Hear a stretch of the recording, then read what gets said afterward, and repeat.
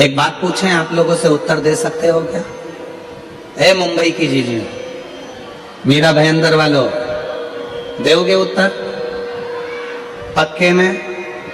ठीक है। शास्त्र कहते हैं कि पति परमेश्वर है। शास्त्र कहते हैं कि पति परमेश्वर का रूप है।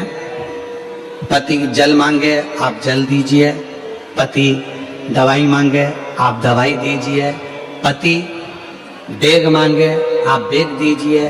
पर मैं आपसे एक बात पूछना चाहता हूं, शिव महापुराण में शिव और शक्ति दोनों की बराबर की कथा है।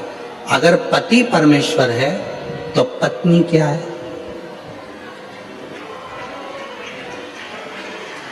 पत्नी क्या है?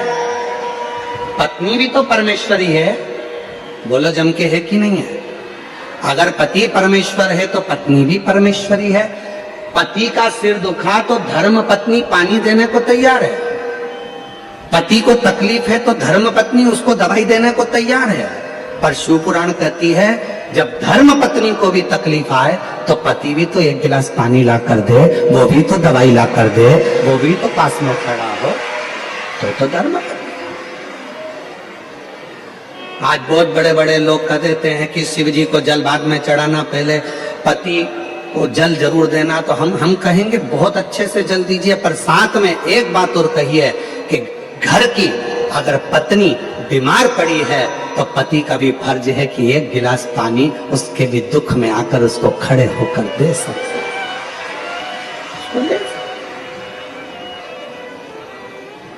मेरी जितनी जीजियां बैठी हैं,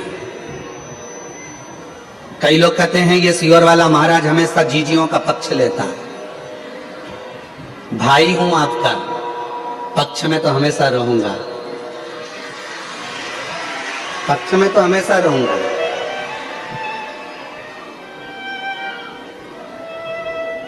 पूरे महीने अगर मेरी बहन, मेरी जीजियां आपको पानी दे सकती हैं, आपके लिए भोजन बना सकती हैं, पूरे महीने मेरी जीजियां आपके लिए सब कुछ कर सकती हैं, तो उसके रजस्वला धर्म के 5 या 7 दिन तो तुम भी उनको पानी दे सकते हो, तुम भी उनके लिए प्रसाद बना सकते हो, तुम भी उनके लिए सहयोग कर सकते हो।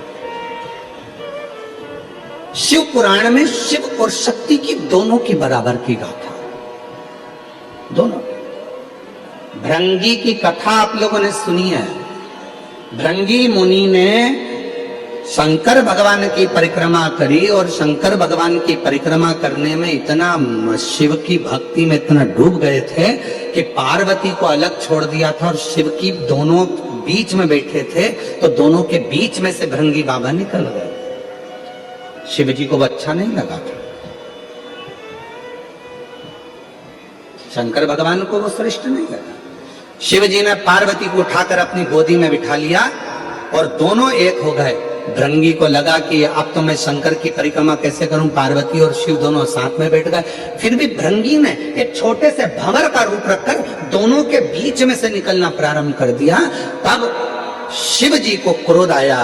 भगवान शंकर कुछ बोलते उससे पहले मां जगतजननी को लगा कि ये भृंगी तो शंकर का भक्त है, शिव का उपासक है, अगर शिव इसको श्राप देंगे तो अच्छी बात नहीं है। तो मां आद्यशक्ति स्वयं सामने आ गई और बुराई का पूरा ठीकरा मां आद्यशक्ति ने अपने ऊपर ले लिया और कह दिया, भृंगी सुन,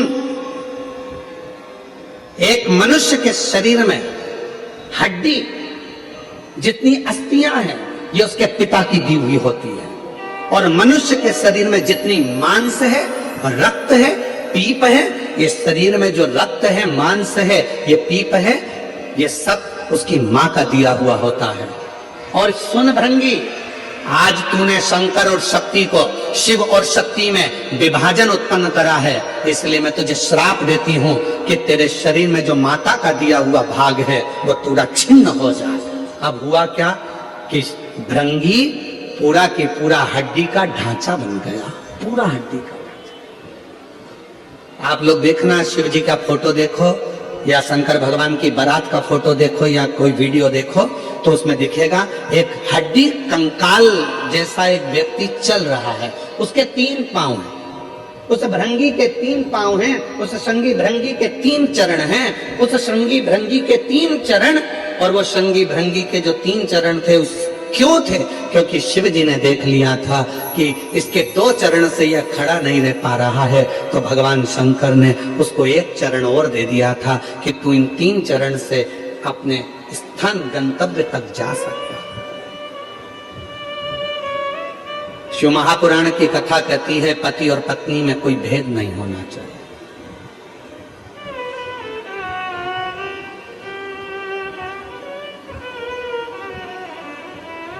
शिव महापुराण की कथा कहती है स्त्री और पुरुष में कोई भेद नहीं होना चाहिए।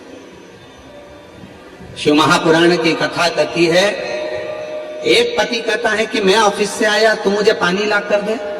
और मान लो वही पत्नी तुम्हारी भी नौकरी करती है, वो भी ऑफिस जाती है। मुंबई जैसे शहर में तो परिवार को चलाने के लिए पति पत्नी दोनों को जॉब करना पड़ता है। बोलो मेरी जीजियों, सही है कि गलत है? मुंबई जैसे शहर में अगर रह रहे हैं, कितना कितना खर्चा है, जरा विचार करिए। लाइट का खर्चा, गैस की टंकी का खर्चा, फ्लैट का खर्चा, पानी का खर्चा, वॉचमैन का खर्चा, कितना खर्चा, गाड़ी का पेट्रोल डीजल का खर्चा, कितना खर्चा है मुंबई में। अगर छोटे गांव में, छोटे शहर में थोड़े में काम हो जाता है, तो मुंबई जैसे, दिल्ली जैसे, बेंगलोर जैसे, हैदराबाद जैसे बड़े शहर में थोड़े में काम नहीं होता। यहाँ तो जितने घर के सदस्य होते हैं सबको मेहनत करना पड़ती है। यहाँ घर में जितने सदस्य हैं सबको काम करना पड़ता है, तब जाकर घर चल पाता है। दुनिया के लोग कह जरूर देते हैं मुंबई रहते हो, दुनिया के लोग कह देते बेंगलोर सर्विस कर रहे हो, तुम्हारा लड़का मुंबई में सर्विस कर रहा है, तुम्हारा लड़का पूना में सर्विस कर रहा है, तुम्हारा लड़का बेंगलोर में सर्विस कर रहा है। पर वो बेंगलोर में सर्विस करने वाला, मुंबई में सर्विस करने वाला, हैदराबाद में सर्विस करने वाला, उस पुणे में सर्विस करने वाले उस लड़के से तो पूछो कि उसको अगर 50,000 रुपए महीना भी मिलता है, 60,000 रुपए महीना भी मिलता है, तो उससे पूछो कि उसका कितना रुपया बच पाता होगा। मालूम पड़े 1 महीने में धीरे धीरे धीरे धीरे पूरा खर्च कर देता होगा, कुछ हाथ में नहीं रह पाता होगा। तब विचार करता होगा कि थोड़ा बहुत मेरे बच्चे की पढ़ाई में कहां से लगाऊंगा। कहना सरल है, बोलना सरल है। तो यहां तो पति और पत्नी को दोनों को साथ चलना पड़ता है, पति और पत्नी को दोनों को साझा कर कर चलना पड़ता है। यहां दोनों को मेहनत करना पड़ती है। भेद क्या? पति ऑफिस गया, पत्नी ऑफिस गई। पति क्या आस लगा कर बैठा है कि मैं घर जाऊंगा तो मेरी पत्नी मुझे चाय बना कर दे, मेरी पत्नी मुझे पानी ला कर दे। तो पत्नी भी तो बेचारी सोचती होगी कि आज मैं घर जा रही हूँ, बहुत थक चुकी हूँ। जितना पति थका होगा उतनी वो भी थकी होगी। उसके मन में भी भाव आता होगा कि कोई तो हो जो मुझे 1 गिलास पानी का पूछ ले।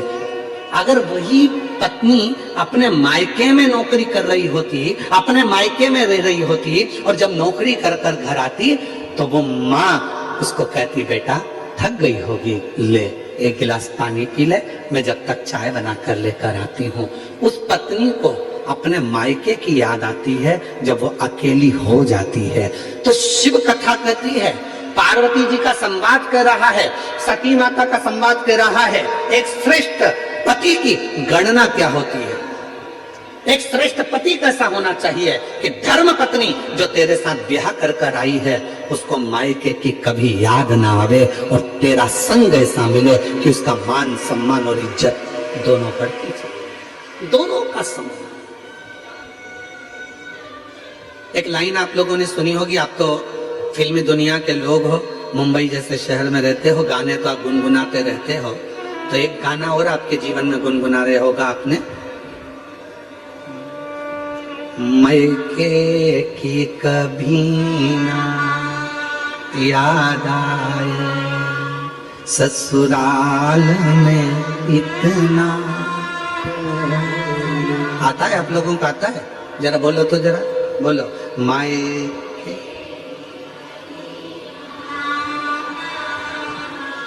ससुराल में इतना, बाबा की दुआएं लेती जा, जा तुझको सुखी संसार मिले। बाबा की दुआएं लेती जा तुझको सुखी संसार मिले। मैं के गीत कभी ना आए, मैं के गीत कभी ना याद आए, ससुराल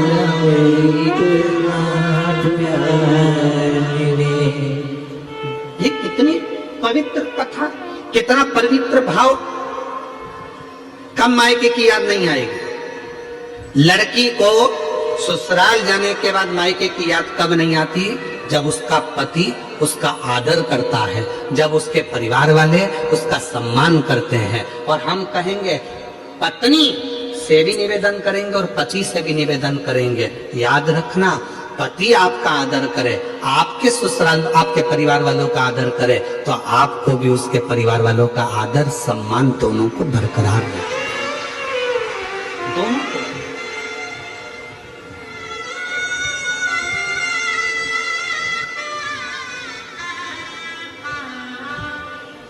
हम आप लोगों से पूछें तो आप लोग बताएंगे, हम कई लोगों से पूछते हैं, क्यों शिव जी को जल क्यों चढ़ाती हो?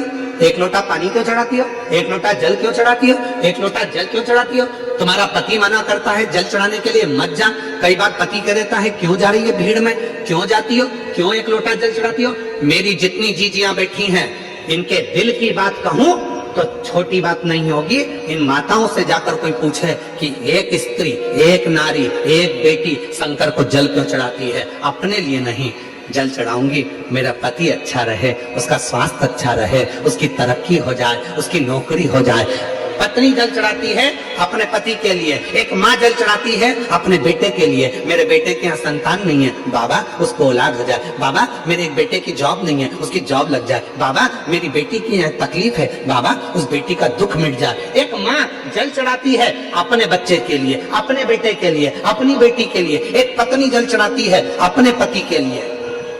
एक दादी जल चढ़ाती है अपने नाती पोते पंती बेटा बहू सब के लिए। जरा विचार करिए, एक स्त्री केवल एक ऐसी होती है, करवा चौथ का व्रत भी करती है तो पति के लिए, तीज का व्रत करती है अखंड सौभाग्य पति के लिए, संतान सप्तमी का व्रत करती है अपनी औलाद के लिए। कोई सा व्रत एक नारी का ऐसा नहीं है जो नारी खुद के लिए करती हो। जितने व्रत हैं सारे दूसरे के लिए हैं। वो भारत की नारी है, वो भारत की नारी है जो अपने लिए कम जीती है और जगत के लिए ज्यादा जीती है, अपने परिवार के लिए ज्यादा जीती है, अपने कुटुंब के लिए ज्यादा जीती है। वो भारत की नारी है।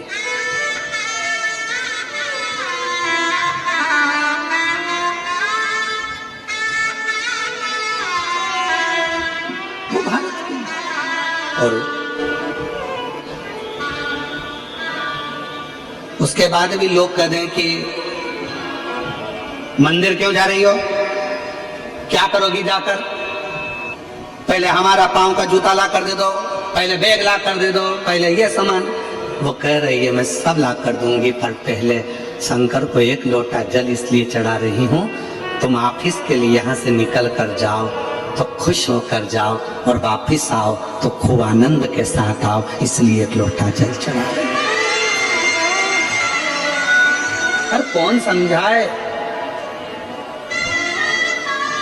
बुद्धि में जब अहंकार भर जाता है, बुद्धि में जब अहम आ जाता है, बुद्धि में जब बहुत ज्ञान का अभिमान आ जाता है, तो व्यक्ति हर कुछ बोलने लगता है, उसकी शुद्धता नहीं।